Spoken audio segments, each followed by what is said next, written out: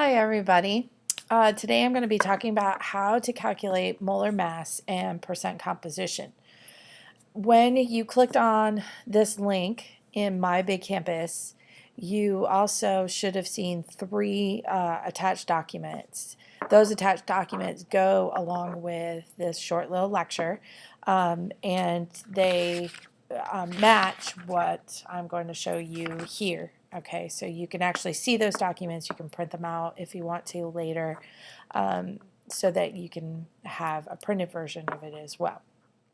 Okay, so anyway, molar mass. Molar mass, so if we look at the very first page, which is called Calculating Molar Mass, page 1, molar mass is the mass of 1 mole of any substance. Okay, and you guys did some of this on the rice and beans activity, and that's the whole idea behind counting by weighing. Okay, because some things are so small that in such large quantities that we can't possibly count them and put them on a scale. All right, so we have to do it a slightly different way. So like if I asked you to calculate 450 grains of rice, you would multiply that by 1 grain of rice, which you found, and then you would find it would be about 7.65 grams. Well, you could also do that for 1 mole of rice. Remember, 1 mole is equal to 6.02 times 10 to the 23rd of anything. So in this case, that's how much rice that I would have if I have 1 mole. So I can calculate the mass of that by taking 0.017 again and multiplying it by 6.02 times 10 to the 23rd. And when I do that, I find out that it's 1.02 times 10 to the 22nd grams. Okay, now remember, a trillion is 10 to the 12th.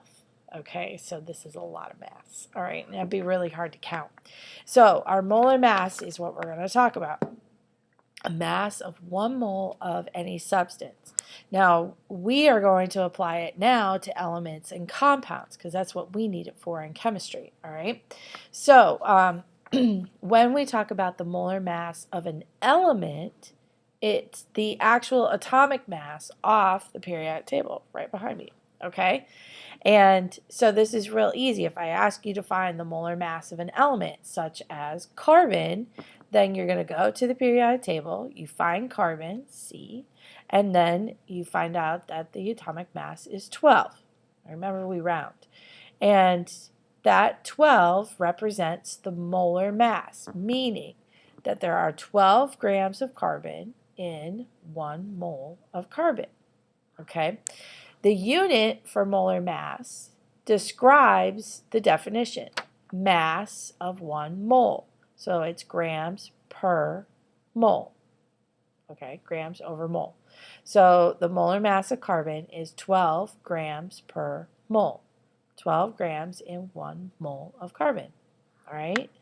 Well, if 1 mole of carbon is equal to 6.02 times 10 to the 23rd atoms of carbon, then there are 12 grams in that amount of atoms. Okay? But the big thing here is the molar mass of an element is the atomic mass. So if I asked you to find me the molar mass of nitrogen, you would go find N on the periodic table. You would find out that the atomic mass is 14, and that is the molar mass. So it'd be 14 grams per mole. Okay? Now, the thing is, we don't deal with just elements, we also deal with compounds. So we need to be able to calculate the molar mass of a compound. Now, some of you have probably figured out how you do this. You just take all the different pieces of the compound, and then you're going to add them up.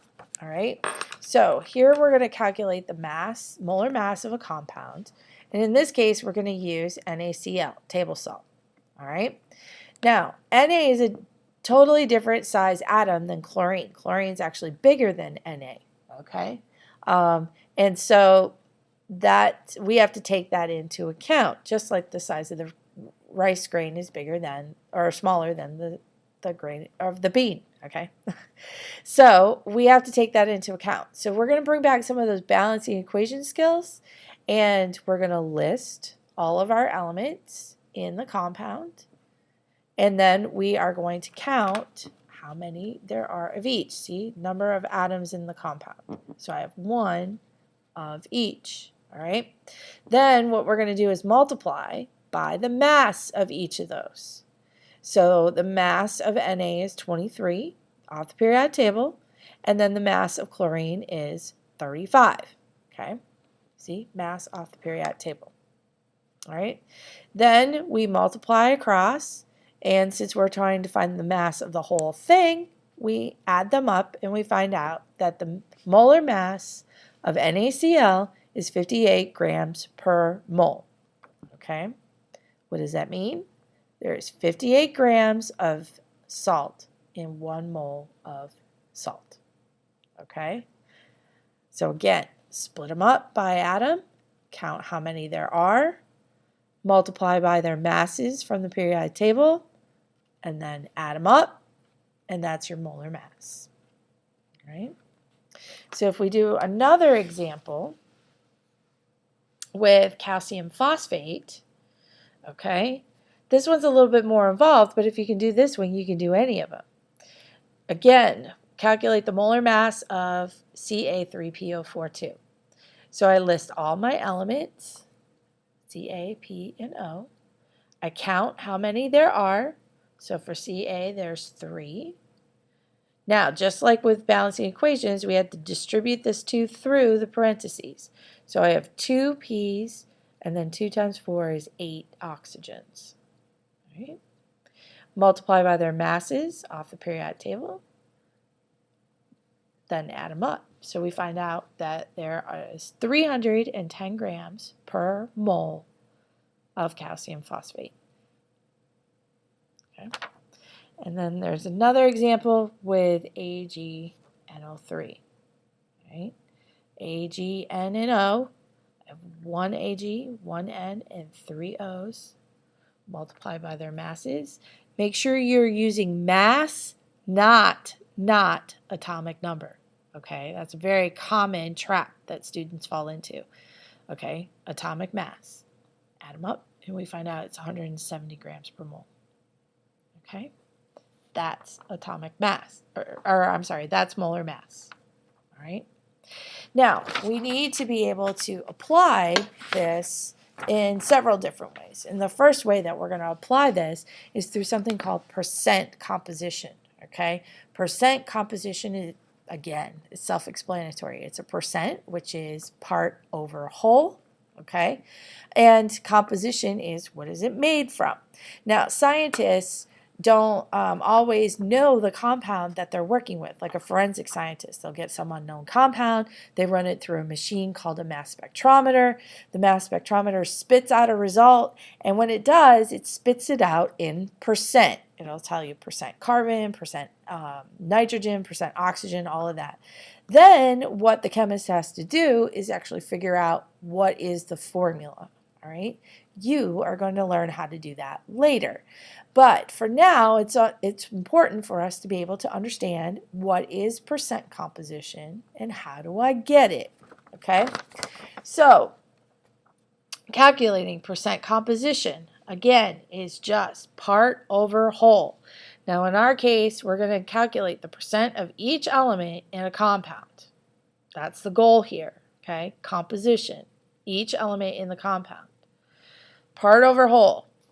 The part mass is the mass of the element in that particular compound. The whole is the mass of the entire compound, aka molar mass, all right? Now, since it's a percent, we have to multiply by 100, okay? So I'm going to use the example that I just did with silver nitrate. So all of this part right here is exactly what it was on the other sheet of paper, okay? And it's just finding the molar mass, which is 170. Now, it says mass of the element. Well, if I'm calculating the percent composition, I want to know it for each one. So, well, there you go. You've got the mass of each element in the compound. Okay? So all you have to do now is divide by molar mass. So that's where the 170 comes from. So we take each of these and divide by 170, the whole, multiply by 100 because it's a percent, and then we come out with these values. All right. The goal is that they should all add up to be 100% when you're done. Okay. Now I use whole numbers. I think it's a little bit easier than trying to use with decimals. If you want to use decimals, you are perfectly welcome to use decimals. Okay. But you can round it if you want to. And also, this should come out to be 100. The best way to do that in this case, add these two up. We get 72. We find out. So that means this has to be 28. Double check. 48 divided by 170 is 28. Okay? And that is percent composition.